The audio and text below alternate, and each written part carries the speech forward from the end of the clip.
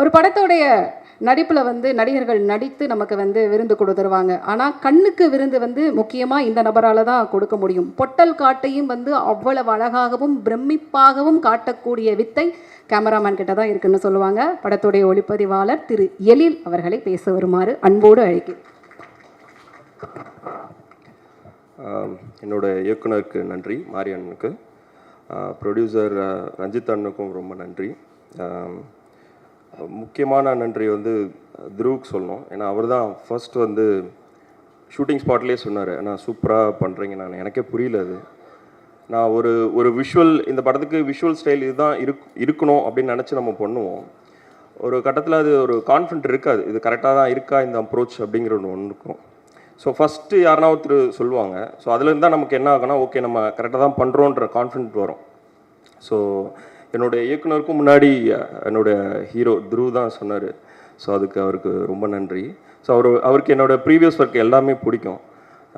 So அதனால் அவருக்கு ஸ்பெஷலாக சொல்லணும்னு நினச்சேன். இவ்வளோ பெரிய வாய்ப்பு, இந்த மேடை, இன்றைக்கி இவ்வளோ கால் வருது, இவ்வளோ பேர் ஃபோன் பண்ணி, நிறைய கேமராமேன் ஃபோன் பண்ணுறாங்க. என்னோடய குரு ரத்னவேல் சார் ஃபோன் பண்ணி நிறைய விஷ் பண்ணார். இதுக்கு எல்லாத்துக்குமே காரணம் மாரியண்ணன் தான். ஸோ அவரை நான் ரொம்ப நம்பினேன், அவரும் என்னை நம்பினார். அந்த மியூச்சுவல் அண்டர்ஸ்டாண்டிங்க்கு வந்த விஷுவல் தான் இதுன்னு நினைக்கிறேன்.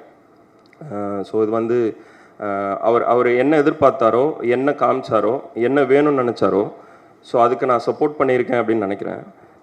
ஏன்னா அவருக்கு இருந்த டிமாண்டு கொஞ்சம் தான், எனக்கு இது இருந்தால் போதும், இது இருந்தால் போதும் தான் சொன்னார். அவர் ஆல்ரெடி தெரியும், அவரோட பாலிடிக்ஸ் தெரியும். அப்படிங்கிறதுனால எனக்கு அது கொஞ்சம் ஈஸியாக இருந்து நினைக்கிறேன். ஃபில்ம் இன்ஸ்டியூட் படிக்கும்போது எனக்கு பிரின்ஸ் என்ஆர்எஸ்ன்னு சொல்லிட்டு ஒருத்தர் கிளாஸ் எடுத்தார். ஸோ அதில் சோஷியல் ரெஸ்பான்சிபிலிட்டின்னு சொல்லிட்டு ஒரு செக்மெண்ட் வரும்.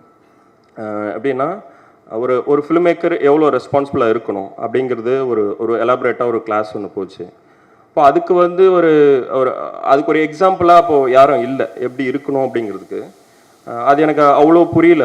அப்போ அவர் கூட பேசினது, எந்த படங்களில் எந்த கருத்தெல்லாம் தப்பாக இருக்குது, இந்த மாதிரியான விஷயங்கள்லாம் நிறைய பேசியிருக்கோம். அதுக்கப்புறம் தான் ரஞ்சித் அண்ணன் வராரு, அட்டகத்தி மூலிமா வராரு. அப்புறம் அவர் எடுத்த மெட்ராஸ் திரைப்படம், அவர் கிரியேட் பண்ண டிஸ்கஷன், அப்போ தான் எனக்கு புரிஞ்சுது எவ்வளோ ரெஸ்பான்சிபிளாக இருக்கணுன்றதுக்கு முக்கியமான எக்ஸாம்பிள், ஒரு மாடலாக ரஞ்சித் அண்ணன் இருந்தார். அதுக்கப்புறம் மாரியண்ணன்.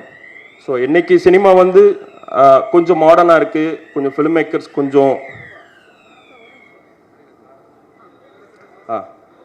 ஸோ இன்றைக்கி கொஞ்சம் ஃபிலிம் மேக்கர்ஸ் கொஞ்சமாச்சும் ரெஸ்பான்சிபிளாக இருக்காங்க அப்படின்னா அது காரணம் ரஞ்சித் அண்ணனும் மாரியண்ணன் தான் நினைக்கிறேன்.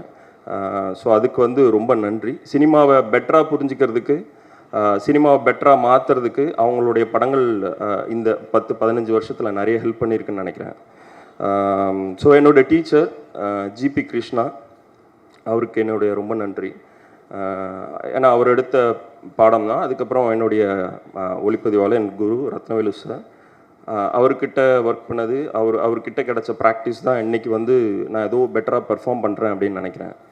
ஸோ எல்லாருமே இங்கே இருக்கிற அமீர் சார் கூட, ஏன்னா பருத்திவீரன் தான் மிகப்பெரிய ஒரு தாக்கம் எனக்கு சினிமா நோக்கி போனோங்க அப்படின்னு நினைக்க தூண்டின ஒரு படங்களில் முக்கியமான படம் பருத்திவீரன். ஸோ அவரோட இந்த படத்தில் ஒர்க் பண்ணதுங்கிறது ஒரு பெரிய லேர்னிங் எக்ஸ்பீரியன்ஸ் தான். அவ்வளோ பெரிய இயக்குனர், ஒரு செட்டில் எவ்வளோ டிசிப்ளினாக இருப்பார், எவ்வளோ டெடிக்கேட்டடாக இருப்பாருங்க பார்க்குறதே ஒரு பெரிய விஷயமா இருந்துச்சு. இங்கே இருக்கிற பசுபதி சாரும் அப்படி தான். ஒரு இன்டர்வியூவில் தான் சொல்கிறாங்க, எனக்கு கொத்தாலத்தேவர் தான் மைண்டில் இருக்கும் எப்போவுமே, கொஞ்சம் பயமாகவே இருக்கும் அவரை பார்க்கும்போது. ஒரு இன்டர்வியூவில் தான் சொன்னாங்க, மஜாவில் நீங்கள் அந்த கேரக்டர் பண்ணும்போது எப்படி பண்ணீங்க அப்படின்லாம் கேட்கும்போது தான் எவ்வளோ கேரக்டர்ஸ் பண்ணியிருக்காருன்னு சொல்லிட்டு ஆச்சரியமாக இருந்துச்சு. ஸோ இந்த மாதிரி லெஜெண்ட்ஸ் கூட ஒர்க் பண்ணுறது எப்போவுமே ஒரு கிஃப்டடாக தான் இருக்கும், கிஃப்டாக தான் ஃபீல் பண்ணுவேன். அதே மாதிரி என்னோடய டீம் மெயினாக விஷுவலை என்ஹான்ஸ் பண்ணது பார்த்தீங்கன்னா, தனியாக ஒன்று பண்ணிட முடியாது விஷுவலாக. ஸோ அதில் இருக்க கேரக்டர்ஸ், அதில் இருக்க ஆக்டர்ஸ் நல்லா பண்ணணும். அதே மாதிரி அதோட சவுண்டு, விஷுவலுக்கு வர சவுண்டு எப்படி இருக்குங்கிறத பொறுத்து தான் விஷுவல் என்ன மாதிரி இருக்கிறதும் டிசைட் ஆகும். ஸோ அதுக்கு முக்கியமான காரணம் நிவாஸ் பண்ண மியூசிக் விஷுவலை நான் முன்னாடி ஷூட் பண்ணும் போது அதுக்கப்புறம் ரஃப் கட் பார்த்தப்ப அப்போ இருந்ததை விட ரொம்ப என்ஹான்ஸ் ஆகிருந்தது. ஸோ நிவாஸ்க்கு என்னுடைய தேங்க்ஸ் சொல்லிக்கிறேன். அப்புறம் மாஸ்டர் திலீப் மாஸ்டர் இருக்கார், ரொம்ப சின்ன வயசுலேருந்து ரொம்ப ஆசை எனக்கு அவர் கூட ஒர்க் பண்ணணுன்னு. அவரை பார்க்கும்போதெல்லாம் ஒரு மாதிரி ரொம்ப பெரிய லெஜண்ட் பார்க்குற மாதிரி தான் இருக்கும். அவர் கூட டக்குன்னு அசூர் பயமாக இருந்தது, பட் ரொம்ப ஃப்ரெண்ட்லியாக நிறைய லேர்னிங் எக்ஸ்பீரியன்ஸாக இருந்துச்சு அவர் கூட ஒர்க் பண்ணது. தென் சுரேன் சவுண்டில் அவர் சொல்லணும் முக்கியமாக நான் ஒர்க் பண்ண படங்களில் சவுண்டு ஒரு படத்தை எவ்வளோ என்ஹான்ஸ் பண்ணோம் அப்படிங்கிறது, ஏன்னா எல்லா படமும் சவுண்ட் எஃபெக்ட்ஸோடு பார்த்துருவோம். சவுண்ட் இல்லாமல் வித் சவுண்ட் எஃபெக்ட்ஸோடு அப்படிங்கிறது வந்து நான் ஃபர்ஸ்ட் டைம் எக்ஸ்பீரியன்ஸ் பண்ணேன். சவுண்ட் எஃபெக்ட்ஸ் வந்து அவ்வளோ சூப்பராக இருந்துச்சு. ஸோ இதெல்லாம் சேர்ந்து தான் என்ஹான்ஸ் பண்ணுச்சுன்னு நினைக்கிறேன். தென் வந்து என்னோட கலரிஸ்ட் ரங்கா, அவர் வந்து இந்த இந்த இந்த ப்ராஜெக்டை அவ்வளோ இன்ட்ரெஸ்ட் எடுத்து ஒர்க் பண்ணி கொடுத்தாரு. அவருடைய ஒர்க்குமே இதுக்கு என்னோட ஒர்க்கை பெட்டராக காட்டுறதுக்கு வந்து பெருசாக ஹெல்ப் பண்ணுச்சுன்னு நினைக்கிறேன். அப்புறம் என்னோட டீம் அசோசியேட்ஸ் கண்ணதாசன், பிரசன்னா, அவ்வளோ பயங்கரமான ஒரு ஹார்ட் ஒர்க் போட்டு ஒர்க் பண்ணி கொடுத்தாங்க. ஸோ எல்லாருக்குமே நன்றி சொல்லணும். அப்புறம் ஒரு டீம் க்ரூ மெம்பர்ஸ் பேர் மட்டும் சொல்லிடுறேன். எடிட்டிங்குமே அப்படி தான். ஒரு விஷுவல் வந்து என்ஹான்ஸ் ஆகிறதுக்கு இந்த மாதிரி நிறைய விஷயங்கள் இருக்குது. எடிட்டிங், சவுண்டு, மியூசிக் எல்லாமே.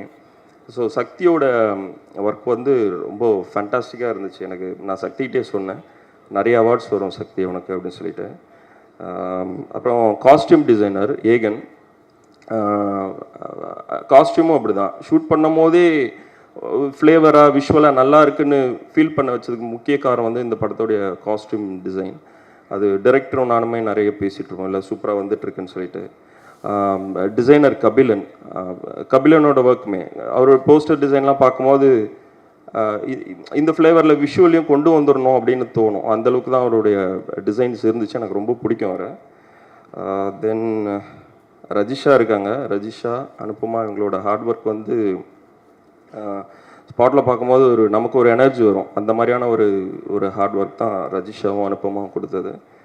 தென் வந்து லார்வன் விஎஃப்எக்ஸ் வந்து இந்த படத்தில் அவங்களோட ஒர்க் வந்து அவ்வளோ சூப்பராக பண்ணியிருக்காங்க. அது லேட்டராக சொல்லணும்னு நினைக்கிறேன். ஏன்னா பிஃபோர் எப்படி இருந்துச்சு, ஆஃப்டர் எப்படி இருந்துச்சுன்னு. ஏன்னா எனக்கே ரொம்ப ஆச்சரியமாகவும் லேர்னிங்காக இருந்துச்சு. ரொம்ப மெனக்கெட்டு பண்ணியிருந்தாங்க நிறைய சீக்வன்ஸ், பட் எதுன்னு இப்போ சொல்ல முடியாது. Then assistant director team Valli, Aravind, ராகுல், சரண்யா, முத்தார், கார்த்தி, மயில் எல்லாருமே. ஸோ அவங்களுக்கு வந்து இன்னுமே நிறைய பேர் கிடைக்கணும். அவங்களுக்கு இன்னும் சூப்பராக படங்கள்லாம் பண்ணணும்னு ஆசைப்பட்றேன். ஃபோக்கஸ் புல்லர் டீம் தரணி, ராஜேஷ், தமிழ், நாகராஜ். முக்கியமான தரணி ரொம்ப ஹார்ட் ஒர்க் பண்ணி கொடுத்தாரு. யூனிட் வந்து ரவி பிரசாத் டீம் ரொம்ப சூப்பராக சப்போர்ட் பண்ணி கொடுத்தாங்க.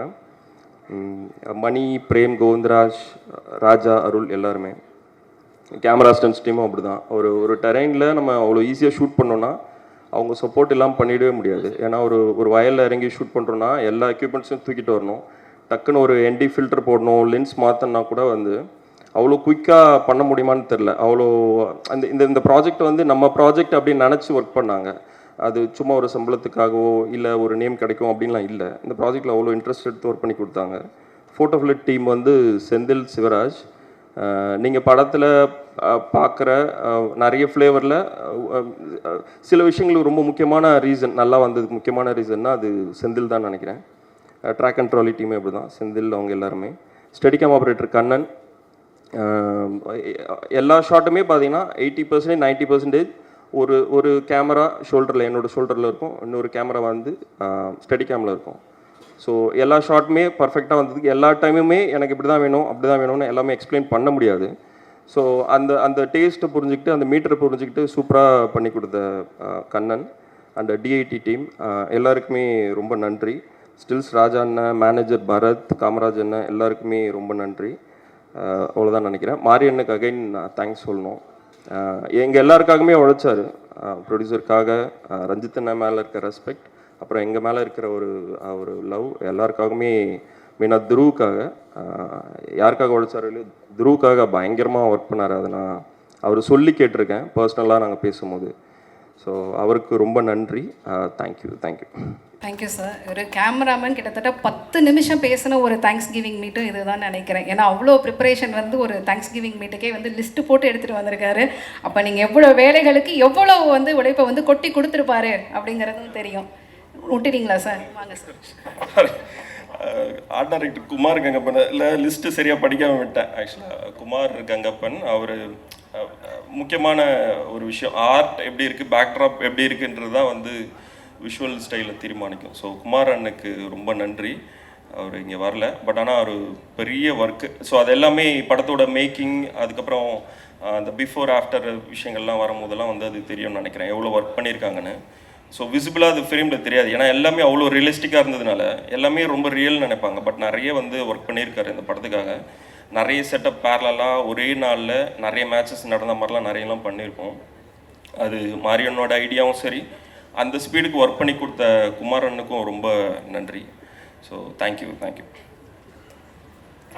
Thank you sir. ஒரு படத்துக்கு வந்து படம் ரிலீஸ் ஆனதுக்கு பிறகு நிறைய ரசிகர்கள் வருவாங்க. முதல் ஷோ பார்க்கக்கூடிய ஒரு ரசிகர்கள் இருப்பாங்க, அதுக்கப்புறம் அடுத்த கட்ட ஷோஸ் பார்க்கக்கூடிய ரசிகர்கள்னு அதை வகைப்படுத்தலாம். ஆனால் ஒரு படத்துடைய முதல் ரசிகராக வந்து சினிமாவில் நிறைய பேர் சொல்கிறது வந்து பார்த்தீங்கன்னா படத்தோடைய எடிட்டர். ஏன்னா ஒரு ஒளிப்பதிவாளரும் சரி, இயக்குனரும் சரி, என்ன எடுத்திருக்காங்க அப்படிங்கிறது மொத்தமும் அவருடைய எடிட்டிங் டேபிளில் தான் வந்து கொட்டி கிடக்கும். அவர் பார்த்து செதுக்கி உங்களுக்கு கண்ணுக்கு விருந்தாக கொடுப்பார். பைசன் படத்தோடைய எடிட்டர் திரு சக்தி அவர்களை பேச வருமாறு அன்போடு அழைக்கிறேன். ஹாய். படம் மாபெரும் வெற்றி அடைஞ்சிருக்கு. ப்ரெஸ்ஸு, மீடியா எல்லாருக்குமே ரொம்ப நன்றி தெரிவிச்சுக்கிறேன். என்னோடய டைரக்டர், அப்புறம் ரஞ்சித் சார், அப்புறம் எங்கள் காஸ்ட் அண்ட் க்ரூ எல்லாருக்குமே மிகப்பெரிய நன்றி தெரிவிச்சுக்கிறேன். எல்லாருமே ரொம்ப ப்ரைஸ் பண்ணி பேசினாங்க எடிட்டை பற்றி. என் சைட்லேருந்து மட்டும் இது வந்து கரெக்டாக வந்துருமான்னு நினச்சாக்கா அவ்வளோ ஈஸியாக சொல்லிட முடியாது. ஏன்னா கேமராமேன் சைடு எழில் சார் சைட்லேருந்து அவ்வளோ எஃபர்ட் போட்டு ஒர்க் பண்ணதுனால, பர்ஃபெக்டான ஒரு விஷுவல் கொடுக்க முடிஞ்சதுனால தான் என்னால் கரெக்டாக வந்து ஃபாலோ பண்ணி எடிட் பண்ண முடிஞ்சது. அதேமாதிரி டேரக்டர் சைட்லேருந்து அவரோட இன்புட் இல்லைன்னா, அவரோட நாலேஜ் எனக்கு வந்து கொஞ்சம் அண்டர்ஸ்டாண்ட் பண்ணிக்க முடியலனாலும் என்னால் இது இவ்வளோ ஈஸியாக இல்லை, கொஞ்சம் அதுதான் அதை என்னால் கன்வே பண்ணியிருக்க முடியாது.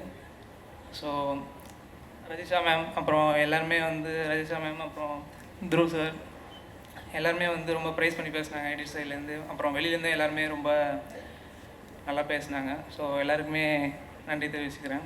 தேங்க்யூ.